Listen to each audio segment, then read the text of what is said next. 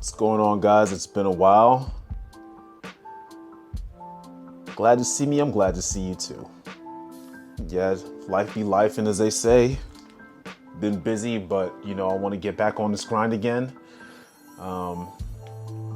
Yeah, Kai here for those who don't know me. ACSM certified personal trainer, owner of Seek It Line Fitness. What the heck is a Seek It Line anyway? Don't worry about that for now. I'm sure that the fitness portion of that will do some sort of heavy lifting. At least I hope it does. In any case, personal training is not therapy. Something that I've been wanting to talk about for some time now. I've been wanting to quote unquote get it off my chest, kind of like a bench press. Just kind of been stuck under this weight for some time, and the lights are off in the gym and everybody's gone home, and I've been sleeping here for several weeks now, and I've been rejecting help, and I don't think anybody wants to help me because the smell. What was I talking about? Anyway, personal training is not therapy.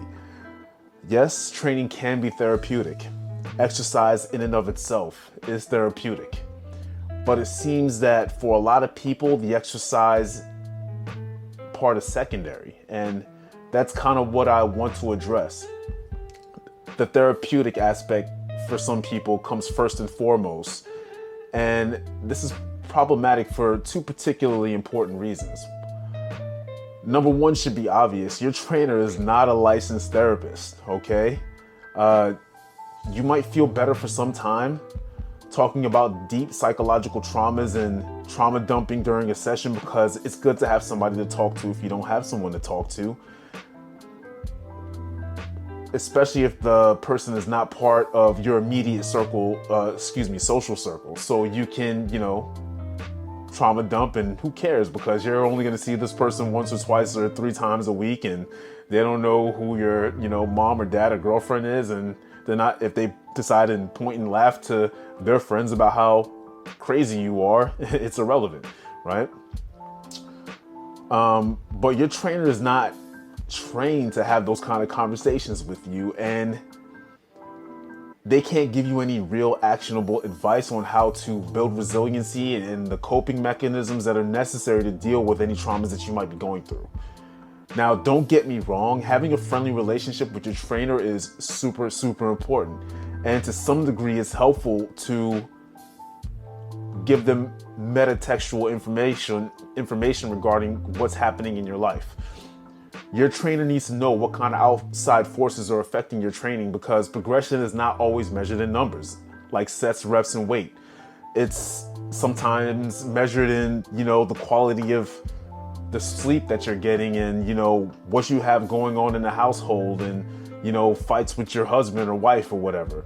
And, those things are important, but, there's a moderation effect that has to occur here. I don't want to make it sound like your trainer doesn't care about who you are or what you're going through. But if your trainer's any good, they'll recognize that the absolute best thing that they can do for you in that moment as your personal trainer is to get you to focus on the workout, okay? To make sure that your workout goes well, because the exercise is the therapy, okay? Not anything that your trainer is saying to you. The workout itself is the therapy. And the scientific literature is exhaustive in regards to mental health and physical fitness. Just one acute bout of exercise helps anxiety, depression, ADHD, mood elevation rises to an improved baseline. It boosts self-esteem. All these things are well worn and documented at this point, yet it's hard to get people to exercise for some reason. It's super weird. Any inability for you to not focus on the training compromises your ability to get the most out of that session. The one thing that your personal trainer is licensed and trained to do is to help you get good at something.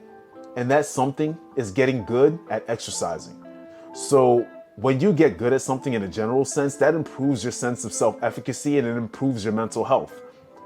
Others see your competence at a thing. You see others see your competence at that thing, and your self-esteem grows in proportion.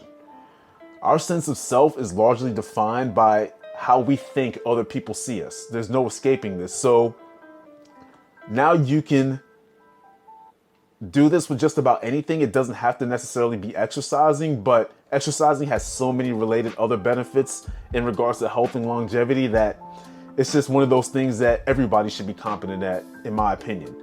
So you don't want to be incompetent at hygiene, basically, is what I'm saying, because that's what exercise is. It's like saying that you're bad at brushing your teeth or taking a shower. You know, you don't want to be bad at those things. You don't want to be bad at exercising. So again, the absolute best thing that a trainer can do for you when you're feeling down in the dumps and all you want to do is talk about how bad your day is to make sure that you have the best workout possible, to help remind yourself of your competency and your agency and your resiliency and capacity to make those and your capacity to make those elements grow. When you're feeling terrible, ironically, the best thing you can do in that moment is not talk to your trainer about your issues at length, but focus as hard as you can on the training. Make some gains, feel good about that. The other less obvious thing is your trainer is a person with feelings, and I think people tend to forget this. Yeah, I know they're beating you up in the moment. It might not feel like that. Your trainer has flesh and blood and psychological neuroses and all those weird and good stuff associated with piloting a semi-autonomous flesh cage.